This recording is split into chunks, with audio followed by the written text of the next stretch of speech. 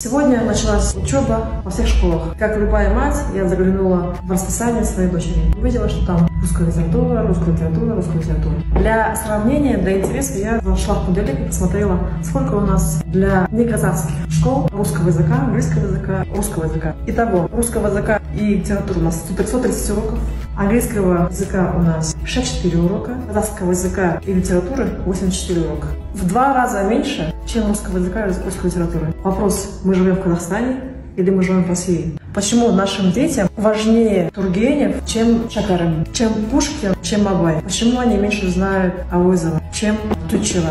Почему бы нам не пересмотреть общие госстандарты образования и русский язык, русскую литературу назвать мировая литература? Почему бы нашим детям не изучать Шекспира больше, Драйзера, О. Генри, Диккенса? Почему? Почему Казахстан не вливается в мировую литературу? Поэтому считаю, что необходимо назвать русскую литературу предметом мировая литература, русскую литературу преподавать в рамках мировой литературы. Наши дети должны знать мировую литературу. И нужно увеличить во всех школах и классах количество казахского языка и казахской литературы. Наши граждане должны в первую очередь знать нашу казахскую литературу.